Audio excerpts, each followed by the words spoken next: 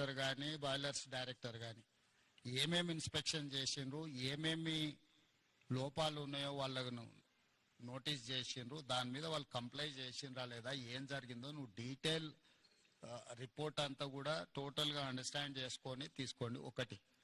రెండోది, ఇట్లాంటి యాక్సిడెంట్స్ ఈ కంపెనీలో ఇంతకుముందు ఎప్పుడైనా జరిగినాయా, జరిగితే what was the reason for that accident, so అప్పుడు ఏం ఇష్యూస్ని ఫైండ్ అవుట్ చేసిండ్రు అనేది ప్రీవియస్ హిస్టరీని కూడా వెరిఫై చేయండి. దాని తర్వాత ఇప్పుడు జరిగిన యాక్సిడెంట్కు ఎక్స్పర్ట్స్ను పెట్టి వాళ్ళు ఎక్స్పర్ట్స్ ఒపీనియన్ కలెక్ట్ చేయండి. జనరల్ ఒపీనియన్స్ లేకపోతే అజంప్షన్స్ తోని don't conclude with assumption or general opinion. I need specific reason for this accident, then only we can address. ఇప్పుడు ఈ రోజు ఇక్కడ జరిగింది, ఇట్లాంటి సిమిలర్ ఇతర పరిశ్రమలలో కూడా ఇట్లాంటి సమస్య రాకుండా ఉండాలంటే మనం ఏం ఇన్స్ట్రక్షన్స్ ఇవ్వాలి, వేటి మీద ఫోకస్ పెట్టాలనేది కూడా మనకు అర్థం కావాలి. దీని నుంచి మీరు నేర్చుకోవాల్సింది, దీని నుంచి చూడాల్సింది రెండు ఉన్నాయి.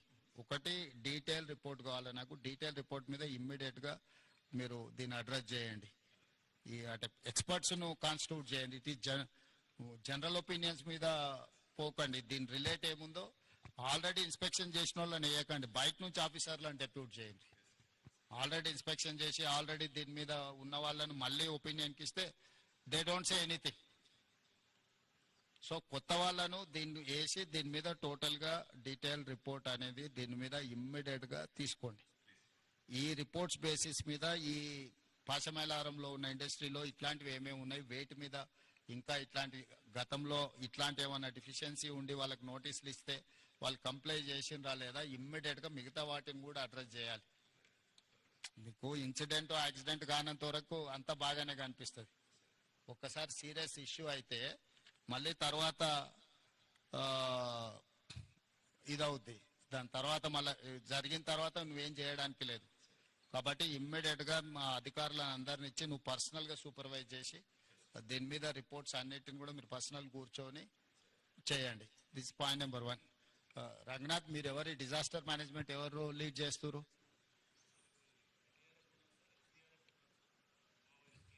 Okay. Arvind, who is looking after all these issues?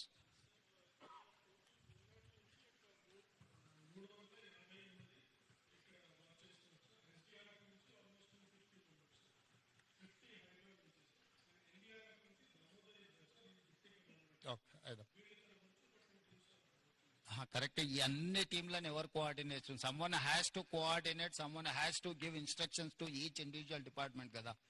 అంటే ఇప్పుడు వాళ్ళ వర్టికల్ వాళ్ళు పనిచేసి వీళ్ళ వర్టికల్ వీళ్ళు పనిచేస్తే రేపు కోఆర్డినేషన్ ప్రాబ్లం వస్తే it will become an another problem. So someone has to coordinate all these departments. ఇప్పుడు ఎందుకంటే ఆడ బిల్డింగ్ ఉంది, అది కొలాప్సబుల్ స్టేజ్లో ఉంది.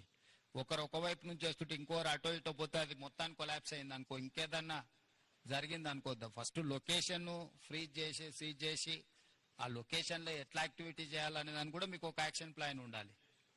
ఇప్పుడు బాడీస్ను ఫైండ్ అవుట్ చేయడం ఒక ప్రాబ్లం, బాడీస్ ఏదైతే అన్రికగ్నైజ్డ్ అదర్వైజ్ అసలు అన్నోటీస్డ్ బాడీస్ని ట్రేస్ చేయడం రెండో ప్రాబ్లం.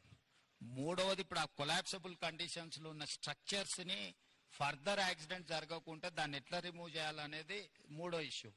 సో ఈ అన్ని డిపార్ట్మెంట్ను కోఆర్డినేట్ చేయాలంటే you should have some mechanism to handle.